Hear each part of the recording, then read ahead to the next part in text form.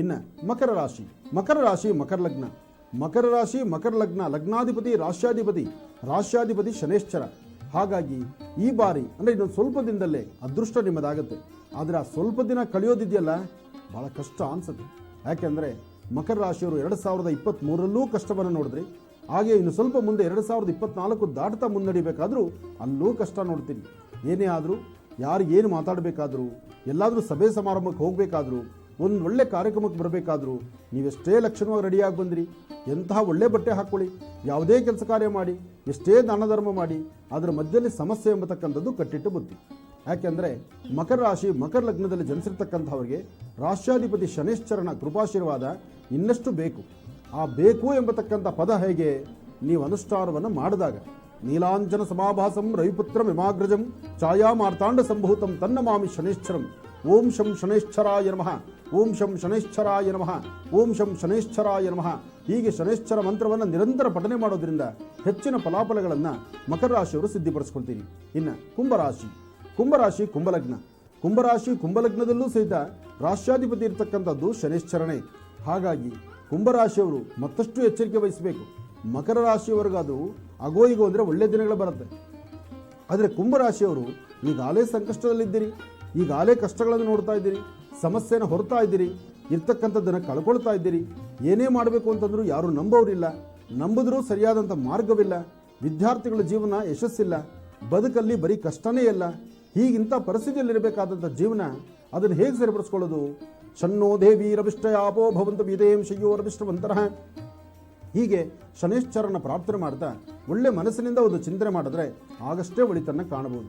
ಆದರೂ ನೀವು ಮಾಡುವಂತಹ ಕೆಲಸ ಕಾರ್ಯಗಳಲ್ಲಿ ಒಂದು ಬದಲಾವಣೆಯನ್ನು ತಂದುಕೊಳ್ಬೇಕಾದ್ರೆ, ಗುರು ಹಿರಿಯರ ನಮ್ರತೆಯಿಂದ ಗುರು ಹಿರಿಯರ ಆಶೀರ್ವಾದ ಪಡಿಬೇಕಾದ್ರೆ ಸಾಧ್ಯವಾದಷ್ಟು ತೀರ್ಥಕ್ಷೇತ್ರಗಳು, ಪುಣ್ಯಕ್ಷೇತ್ರಗಳು, ಯಾವುದಾದ್ರೂ ಒಂದು ಪರಮ ಪವಿತ್ರವಾಗಿರತಕ್ಕಂಥ ಪುಣ್ಯಕ್ಷೇತ್ರದಲ್ಲಿ ತಿಂಗಳಿಗೆ ಒಂದು ದಿವಸನಾದರೂ ಹೊರಗಡೆ ಹೋಗಿ ವಿಶ್ರಾಂತಿ ತೆಗೆದುಕೊಳ್ತಕ್ಕಂಥದ್ದು, ದೇವರ ದರ್ಶನ ಮಾಡ್ತಕ್ಕಂಥದ್ದು, ತೀರ್ಥ ಸ್ನಾನ ಮಾಡ್ತಕ್ಕಂಥದ್ದು, ಸಮುದ್ರ ಸ್ನಾನ ಮಾಡ್ತಕ್ಕಂಥದ್ದು, ಜೊತೆಗೆ ಕಪಿ ಸೈನ್ಯಕ್ಕೆ ಎಲ್ಲಾದರೂ ವಾನರ ಸೈನ್ಯ ಕಂಡು ಬಂದರೆ ಒಂದಿಷ್ಟು ಕಡಲೆಕಾಯಿ, ಬೆಲ್ಲ, ಬಾಳೆಹಣ್ಣು ಇಂಥದ್ದನ್ನು ನೀವು ಕೊಡ್ತಾ ಬಂದರೆ ಕಷ್ಟ ಎಂಬತಕ್ಕಂಥದ್ದು ಖಂಡಿತ ಕಡಿಮೆ ಆಗುತ್ತೆ. ಏನೇ ಆದರೂ ಕಬ್ಬಿಣದ ಕಡಲೆ ಅಂತ ಹೇಳ್ತಾರೆ. ಕಬ್ಬಿಣದ ಕಡಲೆ ಈಗ ಕುಂಭರಾಶಿಯವರಿಗಿದೆ. ಆದರೆ ಕಡಲೆ ಹಲ್ಲಿಗೆ ಸಿಗಬಾರ್ದು, ದವಡೆ ಸಿಗಬಾರ್ದು. ಆ ಕಡಲೆಯನ್ನು ಜೋಪಾನವಾಗಿ ಎತ್ತಿ ಪಕ್ಕದಲ್ಲಿಡಬೇಕು. ಆ ಇಡುವಂಥ ಲಾಜಿಕ್ಕು, ಇಡುವಂತಹ ಒಂದು ಜ್ಞಾನ ನಿಮಗೆ ಬರಬೇಕಾದ್ರೆ ನಿಮ್ಮ ಮನೆಯಲ್ಲಿ ಸದಾಕಾಲ ಹಿರಿಯರೊಂದಿಗೆ ನಡ್ಕೊಳ್ಳುವಂಥದ್ದು, ಹಿರಿಯರ ಮಾತನ್ನು ಆಲಿಸ್ತಕ್ಕಂಥದ್ದು, ಯಾರಾದರೂ ಅನುಭವಸ್ಥರು ಹೇಳುವಂಥ ಮಾತನ್ನು ಅದನ್ನು ಎಚ್ಚರಿಕೆಯಿಂದ ನಡೀತಕ್ಕಂಥದ್ದು, ಇದೆಲ್ಲವನ್ನು ಸರಿಪಡಿಸ್ಕೊಂಡ್ರೆ ಮಾತ್ರ ಭವಿಷ್ಯದಲ್ಲಿ ಬೆಳಕನ್ನು ಕಾಣ್ತೀರಿ. ಇನ್ನು ಮೀನ ಲಗ್ನದಲ್ಲಿರ್ತಕ್ಕಂಥವರು ಸಂತೋಷ, ಸಂಭ್ರಮ. ಯಾಕೆಂದರೆ ನಿಮ್ಮ ರಾಶ್ಯಾಧಿಪತಿ ಇರತಕ್ಕಂಥದ್ದು, ಗುರು ಮತ್ತು ಚಂದ್ರ ಇರ್ತಕ್ಕಂಥದ್ದು. ಅಷ್ಟೇ ಯಾಕೆ, ನೀವು ಮಾಡುವಂಥ ಕೆಲಸದಲ್ಲಿ 2024ರ ಪ್ರಾರಂಭ ವಾಸ್ತುವಿಗೆ ಸಂಬಂಧಪಟ್ಟದ್ದು, ದಾಂಪತ್ಯಕ್ಕೆ ಸಂಬಂಧಪಟ್ಟದ್ದು, ವಿವಾಹಕ್ಕೆ ಸಂಬಂಧಪಟ್ಟದ್ದು, ಜೊತೆಗೆ ಎಲ್ಲಕ್ಕೂ ಮುಖ್ಯವಾಗಿ ಹೇಳಬೇಕಂದ್ರೆ ತೀರ್ಥಕ್ಷೇತ್ರಗಳು, ಪುಣ್ಯಕ್ಷೇತ್ರಗಳು. ಸದಾಕಾಲ ಮೌನದಿಂದಿರ್ತಕ್ಕಂಥವ್ರು ಸಹಿತ ನಿಮ್ಮ ಮಾತುಕತೆಯಲ್ಲಿ ಒಂದು ವಿಶೇಷವಾದಂಥ ರೀತಿ ಹಸನ್ಮುಖಿತನ, ನಗುಮುಖ, ಸದಾಕಾಲ ನಗನಗ್ತಾ ಇರತಕ್ಕಂಥದ್ದು. ವಿದ್ಯಾರ್ಥಿಗಳಾಗಲಿ, ಕುಟುಂಬದಲ್ಲಿರ್ತಕ್ಕಂಥ ಸ್ತ್ರೀಯರು, ಹೆಣ್ಣು ಮಕ್ಕಳಾಗಲಿ, ಏನೇ ಆದರೂ ಸಡಗರ ಸಂಭ್ರಮದಿಂದ ಹೊಸ ವಸ್ತ್ರಗಳು, ನೂತನವಾದಂತಹ ಆಭರಣಗಳು, ಒಂದಷ್ಟು ಬ್ಯಾಂಕಲ್ಲಿರ್ತಕ್ಕಂಥ ವ್ಯವಹಾರ, ಲೇವಾದೇವಿ, ಹಣಕಾಸು ಎಲ್ಲ ಕಡೆಯಿಂದಲೂ ಭಗವಂತ ಕೈ ಹಿಡಿದು ನಡೆಸುವಂಥದ್ದು. 2024ರ ಭವಿಷ್ಯ ಎಲ್ಲಿವರೆಗೂ? ನಾವು ಯುಗಾದಿ ಕಳೆಯವರೆಗೂ ಮಾತ್ರ. ಯುಗಾದಿ ಬಂದೇ ಬಂತು ಅಂದರೆ ಆಗ ಗ್ರಹಸ್ಥಿತಿಗಳ ಸಂಪೂರ್ಣ ಫಲ ಮತ್ತಷ್ಟು ವಿಶೇಷವಾಗಿರುತ್ತೆ.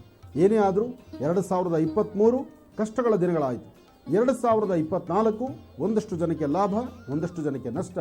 ಲಾಭ ನಷ್ಟಗಳ ಮಧ್ಯದಲ್ಲಿ ಗ್ರಹಗಳು, ಗ್ರಹಸ್ಥಿತಿಯ ಪಯಣವಿದ್ದರಿಂದ ಒಂದಷ್ಟು ಜನಕ್ಕೆ ಲಾಭವಾಗುತ್ತೆ, ಒಂದಷ್ಟು ಜನಕ್ಕೆ ನಷ್ಟವಾಗುತ್ತೆ. ಪ್ರತಿನಿತ್ಯನೂ ಸಹಿತ ತಂದೆ ತಾಯಿ ಪಾದ ಮುಟ್ಟಿ ನಮಸ್ಕಾರ ಮಾಡ್ತಕ್ಕಂಥದ್ದು, ನಾವು ಹಿರಿಯರ ಮಾತಿನಂತೆ ನಾವು ಅನುಸರಿಸ್ತಕ್ಕಂಥದ್ದು ಮಾಡಿದ್ರೆ 2024 ಎಲ್ಲರಿಗೂ ಅದೃಷ್ಟ ದಿನಗಳೇ. ಒಳ್ಳೆಯದಾಗಲಿ, ಶುಭವಾಗಲಿ. ಶರಣು ಶರಣು ಜಯ ದುರ್ಗೆ ಸರ್ವಶಕ್ತಿ ಜಗನ್ಮಾತೆ. ಶರಣು ಶರಣು ಜಯ ದುರ್ಗೆ ಸರ್ವಶಕ್ತಿ ಜಗನ್ಮಾತೆ. ಶರಣು ಶರಣು ಶಿವ ಗೌರಿ ರಕ್ಷಿಸಮ್ಮ ಸುಖದಾತೆ.